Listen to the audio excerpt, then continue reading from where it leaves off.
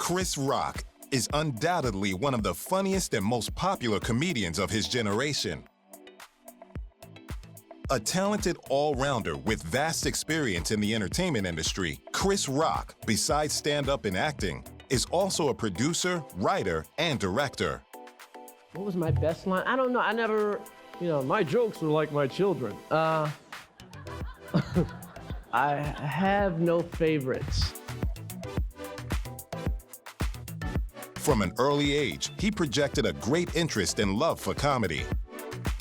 Jumping into the New York club circuit during his adolescence, his drive and persistence established him as a seasoned veteran by his late teens.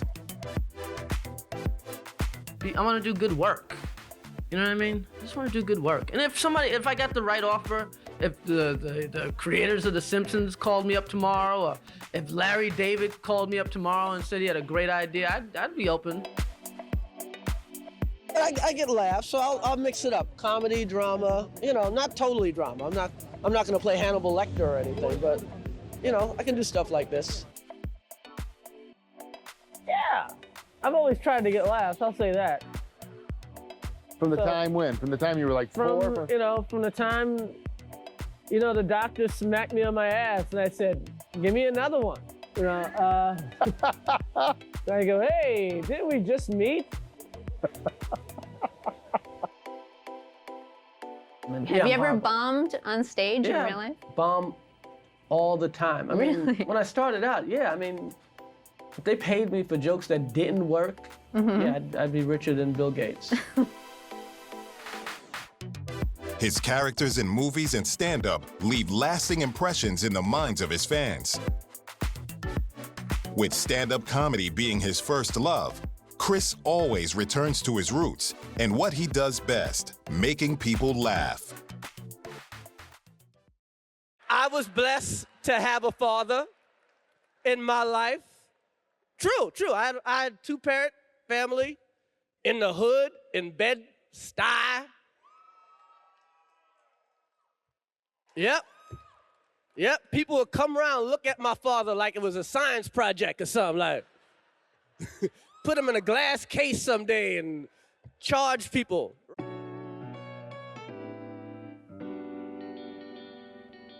Christopher Julius Rock was born in Andrews, South Carolina on February 7, 1965. Shortly after his birth, his parents relocated to the Crown Heights neighborhood of Brooklyn, New York. His mother, Rosalie, was a teacher and social worker, and his father, Julius, was a truck driver and newspaper delivery man. Chris is the oldest of his siblings and has 3 younger brothers who followed in his footsteps in the entertainment industry. He has often spoken about his main influence coming from his paternal grandfather, Alan Rock, who worked as a preacher. In the late 60s, early 70s, Brooklyn's neighborhoods were mostly populated by white families. Chris has spoken about the racial discrimination he faced because of his skin color during his school years. He was regularly beaten up and eventually stopped attending high school for good, but still received a general education diploma. His bitter experience with racism during his school years had a large influence on his career as a comedian.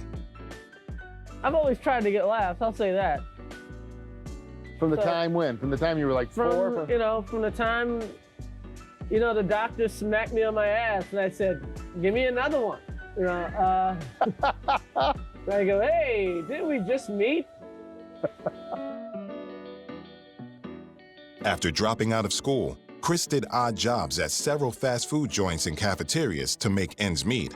He laid the foundations of his stand-up career in 1984 by performing in the nightclubs and comedy clubs of New York City. In 1985, he was in line to buy tickets to an Eddie Murphy stand-up performance at Radio City Music Hall when he saw an ad in the newspaper for an open mic night at the club Catch a Rising Star. He auditioned and scored his first gig. Catch a Rising Star was where many other celebrated comedians had showed off their skills, names such as Eddie Murphy, Adam Sandler, and Jerry Seinfeld. Chris Rock cleaned tables at the Comic Strip Live, the oldest comedy club in New York City. He did this in order to gain some extra on-stage time. The acclaimed comedian and actor, Eddie Murphy, spotted Chris performing at the comic strip, and being impressed by his performance, he offered him the part of Playboy Mansion valet in the 1987 film Beverly Hills Cop 2. This was his debut movie role.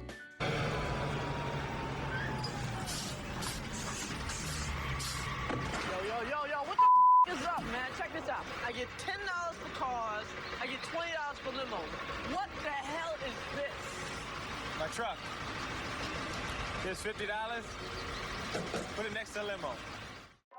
In 1990, after gaining popularity, he was selected to join Saturday Night Live, the hugely popular comedy series that put him on par with other newly recruited cast members. Himself, along with Adam Sandler, David Spade, Rob Schneider, and Chris Farley, became known as the bad boys of SNL. The following year, he came up with his first comedy album titled Born Suspect. He appeared in a total of 59 episodes of Saturday Night Live from 1990 to 1993, and in these 3 years, he earned nationwide fame and recognition as a comedian. His striking and evocative portrayal of Pookie, a cocaine addict in the movie New Jack City, was lauded by his fans and film critics. Chris was quietly planning to quit SNL following the end of the 1992-93 season, but he was laid off and dropped unceremoniously much before the season came to an end. He was then featured as a guest actor in a total of 6 episodes in the 1993-94 season of the comedy series In Living Color, but the serial's broadcasting was discontinued shortly after. In 1993, Chris Rock scripted and co-produced the comedy film CB4, as well as played a double role in the movie. The movie was about a guy who makes a documentary on a rap group called CB4. Now, CB4 is one of the hottest hip-hop groups to come on the scene in a very, very long time. Straight out of low cash, a baby young brother named Gusto. I'm MC Gusto, but in prison I'm known as 97-KY. CB4, which was made on a shoestring budget, was a modest blockbuster, earning revenues nearly 3 times the movie budget. Chris went on to appear in a string of comedy specials endorsed by HBO from 1994 to 2008 that brought him unprecedented success and made him a household name in the entertainment industry. He first appeared in the HBO-sponsored comedy special Big Ass Jokes in 1994, followed by the special Bring the Pain in 1996. Just at another point in my life, time to settle down. Time to settle down. That's what time it is. Time to settle down, boy. Women always ready to settle down, boy. And a woman go on a good date, she's like, why are we bullshit? What are you waiting for? Men never ready to settle down. Men don't settle down. We surrender. All right, I'll marry you, son. His moving performance in Bring the Pain merited him 2 Emmy Awards and established him as one of the most accomplished satirists in the U.S. comedy circuit. He won 2 Emmy Awards for the special and gained large critical acclaim. What does it say about the Emmy? It says I would say they really listened. They really watched it carefully, and I think they really listened, and they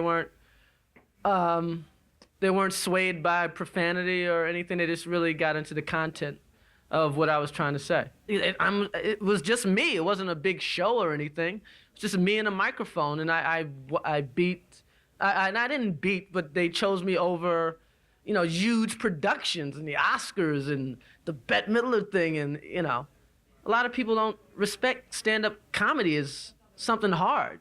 I never in my wildest dreams thought I would, be up here with 2 Emmy Awards, or even get nominated for an Emmy. Adding to his popularity was his much-publicized role as a commentator for Comedy Central's Politically Incorrect during the 1996 presidential elections, for which he earned another Emmy nomination. Chris also was the voice for the Little Penny puppet, who was the alter ego to basketball star Penny Hardaway in a series of Nike shoe commercials from 1994 to 1998. Last night, let me just put it this way. You're the best player in the NBA. I mean, those spin moves and the dunks. Oh, 2 delicious. I had to go outside and do some Tai Chi just to calm myself down. Man, you are having a party. I swear. If you and your sloppy friends messing up my house... Oh, thanks, baby. Meet me by the pool. Hello? Hey, I can't talk now. I'm driving through a tunnel. In 1996, Chris married his longtime girlfriend, Mack Compton. The couple lived together in Alpine, New Jersey. Mack gave birth to his first daughter, Lola Simone, in 2002, and their second daughter, Zara Savannah, was born in 2004. I think I said this before, with the black shows, I was raised in an era to believe if you're black, you have to do things twice as good as the white man in order to succeed. And the shows that are on now, like when Sanford and Son was on, it's way better than every white show that was on at the time. And the Jeffersons and everything. And right now, you know, some brothers are submitting shows that are as good as white people's, and you got to be better. This show's better than Mr. Show. If it was as good, I wouldn't win.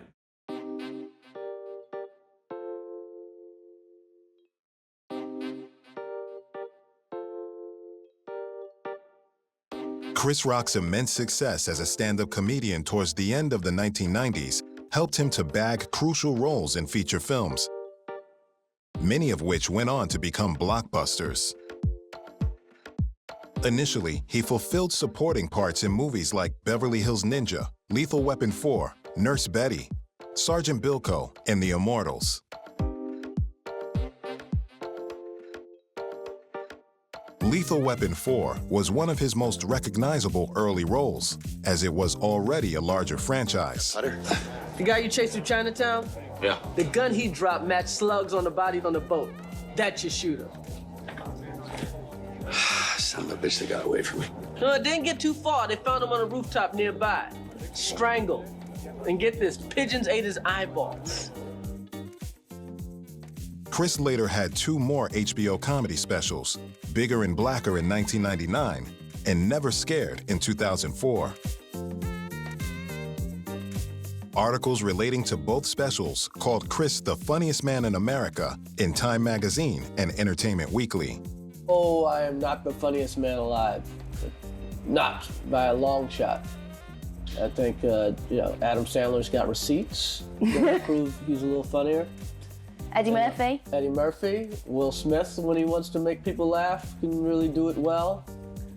I'm just the funniest guy that showed up to talk to you today. Brilliant. Oh, well, thank you very much.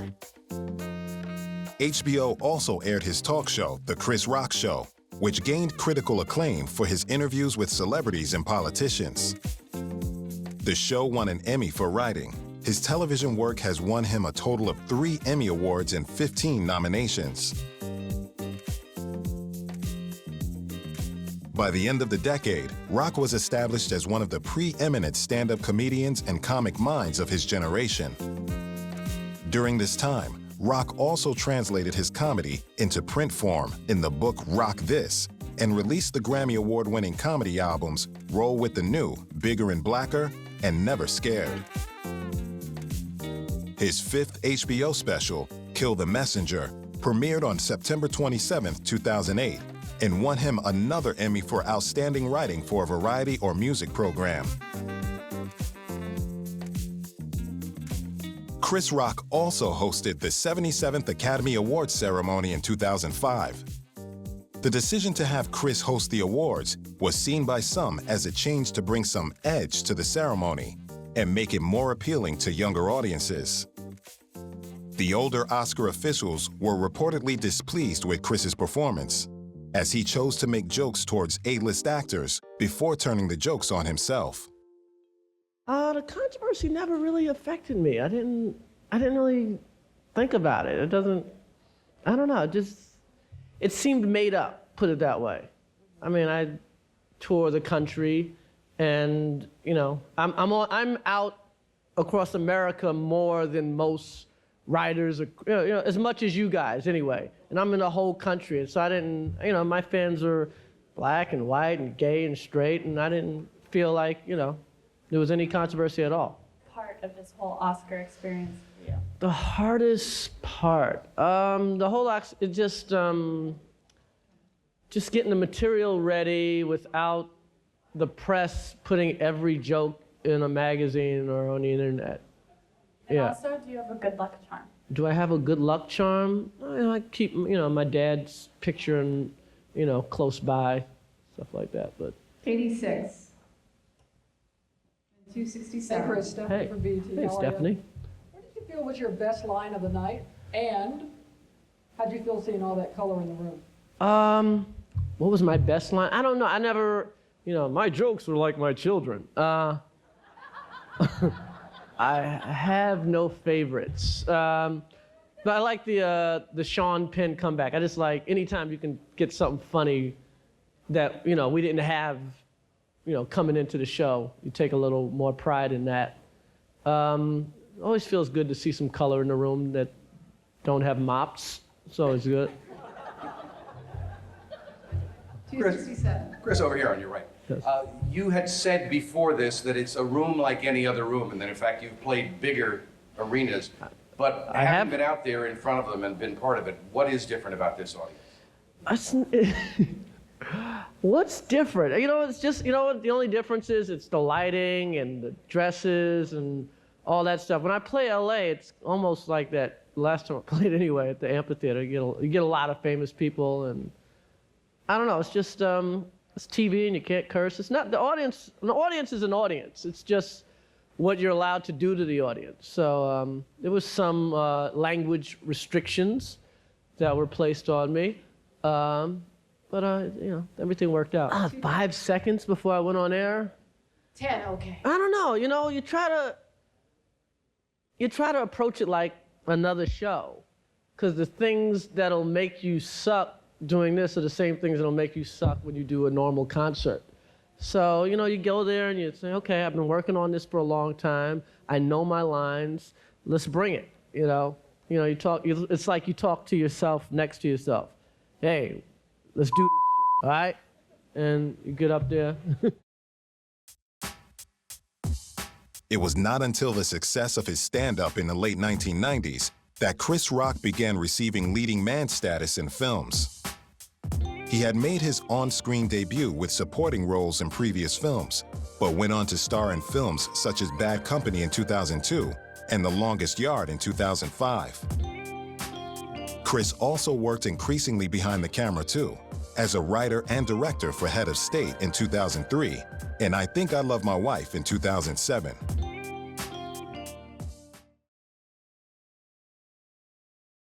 "2005 was a successful year for Chris Rock.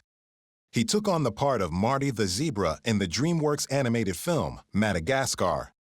The plot follows a group of zoo animals who find themselves washed up on the island of Madagascar after a series of unfortunate events. We've been ratted out, boys. Good evening, officers. Now, they're being sent way out of town. Oh, great. This is just great. This could be the best thing that's ever happened to us. No, no, no, no, no, no, no. His voice acting was instantly recognizable, and he brought his own comedy flair to the role. I mean, you have to use your voice a lot, so sometimes you can, work too much and then you can't talk and you get, laryngitis and stuff like that, especially a lot of the screaming stuff. You got to scream over and over and over again. But, hey, what am I complaining for? The film received mixed reviews from critics, but was a success at the box office and was one of the highest-grossing films of 2005. Also in 2005, UPN TV Network premiered a comedy series called Everybody Hates Chris, loosely based on Chris Rock's school days. He was the executive producer and narrator. Show was like a Wonder Years. It's like Malcolm X in the middle. And you're narrating. Yes. Everybody Hates Chris was a parodied take of the popular sitcom series Everybody Loves Raymond. Hey, you need a VCR? I got one already. Fell off the truck this morning. Really? I'll take two. I never realized the only stuff that sold on the street in my neighborhood was stolen stuff. Cookies! Cookies for sale! Chocolate chip, peanut butter Dosito, chocolate mint. I got cookies. They just fell off the truck this morning. Why didn't you say so? Give me 2 boxes. The show garnered both critical and ratings success. The series was nominated for a Golden Globe Award in 2006 for Best TV Series, Musical, or Comedy, and also received nominations for People's Choice Awards and 2 Emmy Awards. In 2008, due to the popularity of the first film, Madagascar 2, Escape to Africa, was released, with Chris reprising his role as Marty. New Madagascar. I'm excited. So good. Best Madagascar. I'm not making that up. It's the best Madagascar. It looks amazing. We buy a circus. We join a Russian circus. When you see it, you're not going to believe how good it looks. It looks like, it's kind of like a David LaChapelle portrait or something. Like, you know what I mean? Like Salvador Dali did it or something. It's amazing. Well, I think we got a better movie this time than the last, and that's saying something. The last one was pretty great, but the cast is all back, and we've got some new people in it, and it's a lot of fun. Great for the whole family. Now, how does the whole team work? Do the actors get more involved in the plot? Well, they do, because, now they know the characters so well, and, I think that, Ben and Chris had some great chemistry going, and they got into the studio together a little bit this time, which is unusual. So they did great work. Do you think it gets bigger, better energy doing this together? Yeah, sometimes, the right scenes, they can really play off of one another now that they know the characters so well. Me and Ben actually recorded some of it together, which was pretty cool. So, when you get to work with another comedian, it's always good. Yeah, we did that one day, which was really fun because he's so good, and to see him improvise, it was very inspiring and a little bit intimidating because he comes up with a lot of funny lines. His ratio of funny lines that he comes up with is much more than mine. A lot of people said that the second one is better than the first one. It's a lot better than the first one, and it's not like the first one was bad. It's just, I don't know. It's just script's a little tighter, less guesswork. The film mostly continues on from the first installment, following the same characters that audiences love. The franchise was a family favorite. Well, we kind of make these films for ourselves to make us laugh, and we're probably pretty juvenile at heart, and so, but the goal is to, so parents could take their kids to a movie and not be bored and wait for it to be done so they can take their kids home, but everyone could go and enjoy it together. That's always the goal with Madagascar movies. Now, as far as the cast goes, normally they just go to the studio and read their lines, and I hear that they have a bit more involvement this time. Oh, yeah. Yeah. How's that going? Well, that's what's great about working with these guys. They are incredible comedians, actors, improvisers, even filmmakers, directors, and so to collaborate with these guys, which is really what we do when we're in the recording studio with them, is just a great opportunity to make the movie better, and you get Sacha Baron Cohen in a room and he starts improvising in front of the microphone. Ben Stiller and Chris Rock we brought together so that they could play off one another and work off the page and go beyond the page. And so it's just better for the film all the way around. We have the best seats in the house, too, when it comes to these comedians. Yeah. We're sitting in the booth just cracking up most of the time.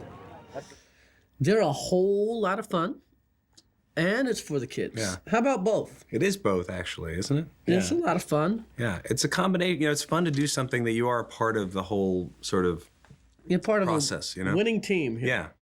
It was released on November 7th, 2008, and was the 6th highest grossing film of that year. In 2010, Chris Rock starred in Death at a Funeral, a comedy about a funeral ceremony that turns into a debacle of exposed family secrets and misplaced bodies. So sorry to hear about your dad. Were you guys friends? Something like that. You telling me our father was on the down low? Way down. Now the guy wants $30,000 or he's gonna start showing pictures of them doing stuff. No, I don't believe that. Oh, Daddy! The film is a remake of a 2007 British film of the same name. It was a British film to start with. So how did you change it for the American cast and for American audiences? We don't talk about tea as much. It took out all mention of darts. Nobody says, pavement. Making the film and changing it for the Americans, did you think it made it more obvious the differences between British and American humour? It's weird. Me, personally, I don't find a big difference between British and American humour.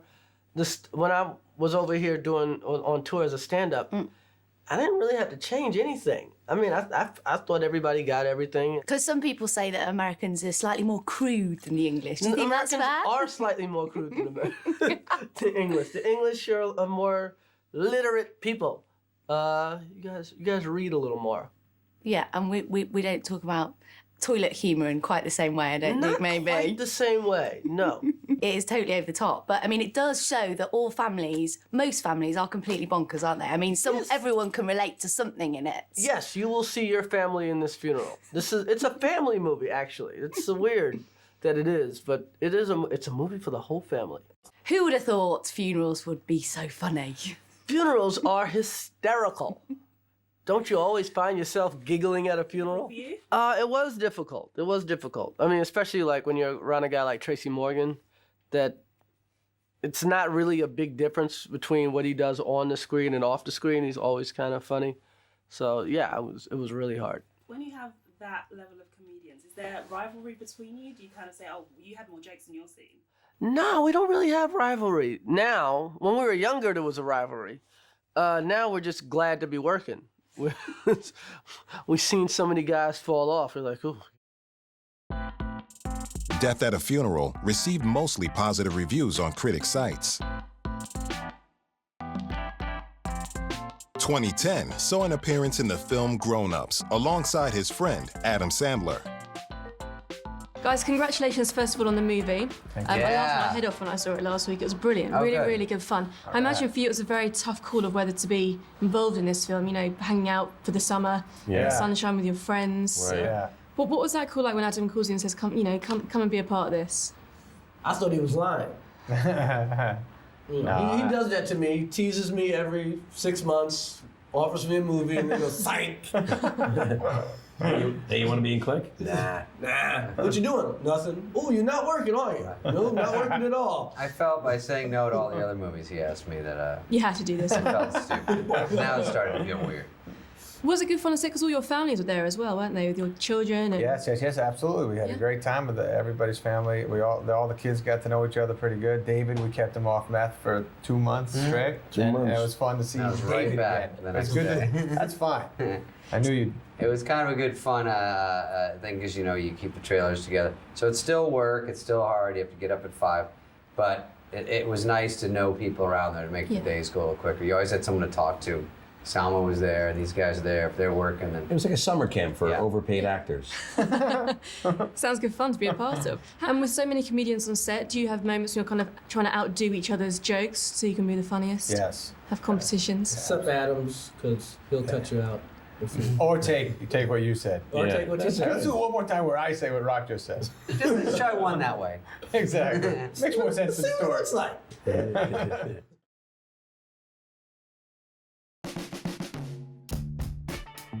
In 2011, Chris Rock appeared on Broadway in the play The Motherfucker with the Hat, which saw him nominated for a Drama League Award based on his performance. In an interview with Vibe magazine, Chris stated that he chose to do Broadway because he wanted more people to see him really act. Nice. Kind of like being on 39th Street, but it's Broadway. What does it mean to be honored by the Tonys? All these nominations. Hey man, it's a good play. The most important thing is that people like it. You know? Then, in 2012, Chris Rock starred in 2 Days in New York alongside actress Julie Delpy, which was a sequel to her film 2 Days in Paris. I play a guy named Mingus. I'm a writer, a columnist, a disc jockey. I live with the lovely Julie Delpy and my French woman, and my in-laws are coming for the week. And then hilarity ensues. There you go. I said I wasn't gonna get mad. What's going on with you? Ever since your family got here, you've become another person. Mingus family. You gotta kiss him or he gets mad. It's my mother, no tongue.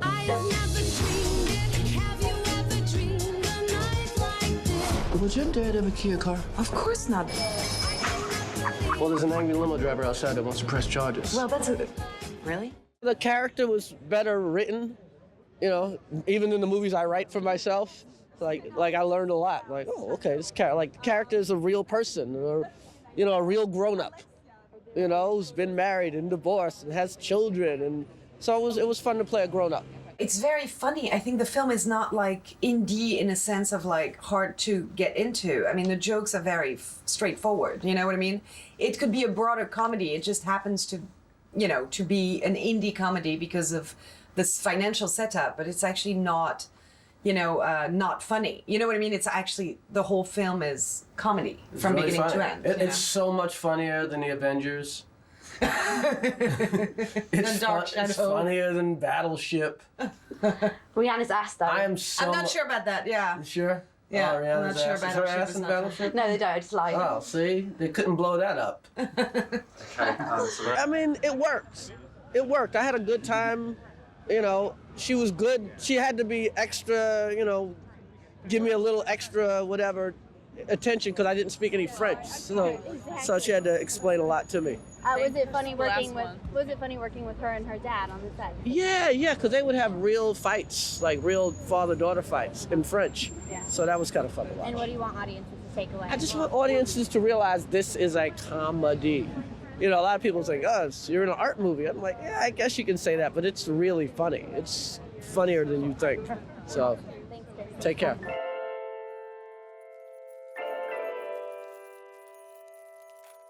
In this year, he also starred in the third film in the Madagascar franchise, Madagascar 3, Europe's Most Wanted. I think Alex has sort of been trying to figure out through all the movies, and he, again, gets in this situation with Gia where he's kind of saying he's something that he isn't or someone that he isn't.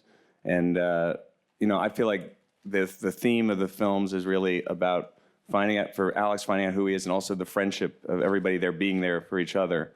And when we finally get to New York, we realize that we're not the people who we thought we were. And then we get trapped in the zoo again. And there's something, I guess, in the story about how we're always there for each other. And that, to me, is kind of what the thing that Alex gets, is that, his friends are there for him, he's there for his friends. Just like the others in the franchise, the film did really well at the box office, as it was the 8th top-grossing film in 2012. They enjoy the movies, but it's really fun to have that to share. Oh, with it's them. amazing. The first movie I ever took my youngest daughter, Zara, to see was Madagascar 2, I would believe. No, 1. And I remember we watched at the DreamWorks campus, and she turns to me and goes, "Daddy, is that you?" And, it was just such a great day. I mean, the script's great, but, as a director, I always like people that are too big, because it's so much easier to get them down than to get somebody who is too small up. That's like, oh, that's the most frustrating thing in the world. So I improv all the freaking time until they tell me to stop. And they go, okay, we gotta get this line. You gotta say circus. And I make sure after a lot of improvs that I say exactly what they want me to say, but I try to. Grown Ups also got a sequel, Grown Ups 2, which premiered in 2013. The film received some negative reviews compared to the first in the franchise.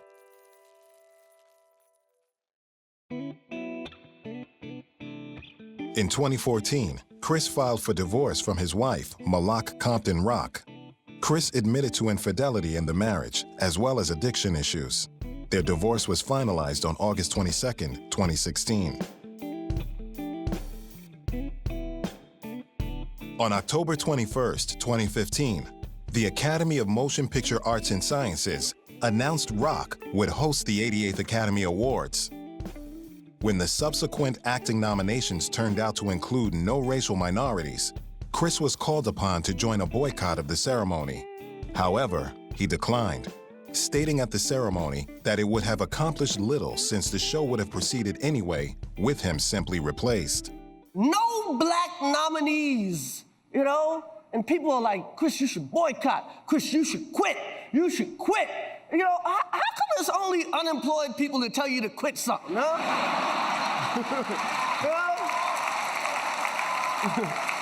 No one with a job ever tells you to quit. So I thought about quitting. I thought about it real hard. But I realized they're gonna have the Oscars anyway. They're not gonna cancel the Oscars because I quit, And the last thing I need is to lose another job to Kevin Hart, okay? Instead, Rock spoke of his concerns about the lack of diversity in AMPAS at various times during the show, closing by saying, "Black Lives Matter." I don't know. I mean, Chris got his message across. It was all good. Everybody understood what he was saying and how he was saying it, and it was fun. And what more do you want the Academy and the industry to do about diversity? I don't think the Academy can do anymore. Let's see what everybody's talking about in a month and a half, see if it's still in the zeitgeist. And then we'll know if we have something there. If nobody's talking about it in a month, I'll see you here next year talking the same stuff. It's more about the industry making a stand than the Academy. It's got to come from the bottom, hasn't it? Well, it has to come from the people who cast. And it's not just casting black actors, it's Asian actors and Hispanic actors. It's it's not just one thing. It's a change has to happen, and, it either will or it won't. We'll see. So much, thank you. Generally, his discussions about diversity, do you think it went down well in the hall? It's very complex. In the middle of a ceremony that is a celebration, that is not a meeting, that is not to do what he has done. He didn't have an easy year. He has been spicy in some moments. He's been kicking around. Some people may be hurt by what he said. He put the finger in the wound. Eventually, he made us laugh. Eventually, sometimes everybody was like, "Oh my God, is he going too far?" But in the overall, I think he solved very well the situation.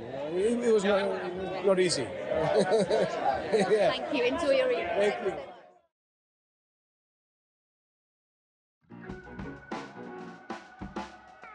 During the years 2015 to 2018, Chris Rock made many different appearances in television shows as himself, not really starring in anything in particular. He was taking a break from the spotlight. On October 30th, 2016, Netflix announced they would be releasing 2 new stand-up comedy specials from Chris Rock. The first special, Chris Rock Tambourine, was released on Netflix on February 14th, 2018. The specials marked the comedian's first concert specials released in 10 years. Then in 2018, Chris Rock starred in The Week Of alongside longtime friend Adam Sandler. Got a big one, Dr. C? Another day, another life. Hello. Father of the groom. You got a sec? Yeah. There's gotta be a decent hotel I can book. Oh, I thought we talked about this. I told you I can handle this. Let me get the phone. Dr. Cornish, Augusta Plaza. We can cancel that. Thanks for all your help. I don't sound like that. You do a little. The movie was made as part of Adam Sandler's deal with Netflix. The film was about 2 fathers with opposing personalities coming together to celebrate the wedding of their children. It's an amazing comedy about 2 families coming together, a father trying to pay for his daughter's wedding without any help, and the lengths he'll go to pay for it all by himself without the help of Chris Rock's character, the groom's father. And it explores family relationships. 2 wildly different families are coming together and meshing together so beautifully. And also the dynamics of a father-daughter relationship and how loving that is and what's really important at the end of the day, which I don't think is money at all. So sweet. It's gonna be, I'm gonna be honest, the anticipation was worse. When I met them, they're all so down to earth, really, really funny. Adam and I would sing a lot on set together. He's a musical theater fan, and I started my career on Broadway. Steve Buscemi taught me so many lessons. He's such a grounding presence. Chris Rock is so elegant, comical, always telling jokes. Rachel Dratch, just beautiful, kind. He brings the most comedy genius. It's his movie. I'm there. I'm just helping out, setting pics. Adam's the lead. I play tambourine. I play a mean tambourine now. I get a solo and everything. Of course, you get jittery a couple of days before it comes out, and but we like it. We like it. Hopefully, people will connect with it, and that's why you do it. The film received mixed reviews and didn't make it up there with some of Chris's best work. In 2019, Chris Rock starred in Dolomite Is My Name, alongside former mentor and longtime friend, Eddie Murphy. Uniquely inspirational story. There's nobody else like him. Nobody else did it like him. This one came together when I was finished resting. This one kind of came together, and that's why we wound up doing it. We've got a little secret weapon that's suddenly going to be unleashed, and that weapon is a big ol' missile of excitement called Rudy Ray Moore. I think everybody that sees the movie, they get excited about his story, and I think it's just extra special because it's Eddie Murphy telling this story. Every day was a joy to come to work, you know. Everybody wanted to be there. They all felt this purpose to tell this story. But also, you know, I think it was just you get that many funny people together that have been doing the comedy circuit that long. They're going to be talking about old stories, talking about people in clubs that they remember back in the day. The film surrounds the real-life legend Rudy Ray Moore, a comedy and rap pioneer. The film received positive reviews and was praised by critics. In 2020, Chris voiced a character and was the narrator in the remake of the classic film, The Witches. The film was a success at the box office and was praised for its remake. 2020 also saw a change in characteristic for Chris Rock, as he took on a more serious role in Season 4 of Fargo. He plays Lloyd Cannon, a Kansas City crime boss, a more serious role than he's used to, but still manages to give a stellar performance. You sure about this? You remember what happened to the Irish? Italians, they're the past. We're the future. They just don't know it yet. We're the goddamn Roman Empire. Critics praised him for playing against his normal type, and he is tipped to win an Emmy Award for his performance in the series. On September 18, 2020, Chris publicly revealed that he has been diagnosed with a nonverbal learning disorder, something he wants to raise awareness for in the future. In October 2020, Chris returned to Saturday Night Live to host the show once again. Fans were happy to see him back on their screens with another set of topical jokes relevant to today's society.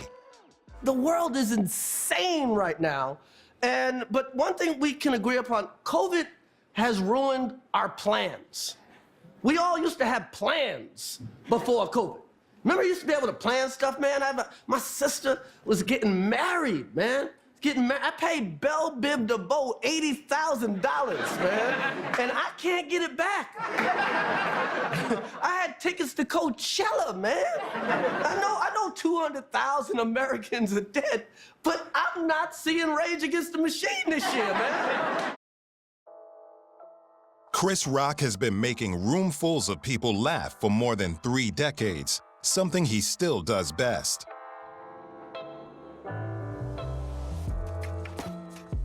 One of the most hard-working entertainers today, his stand-up routines never disappoint and have kept his fans interested in his career and life for many years, and will continue to do so for many years to come.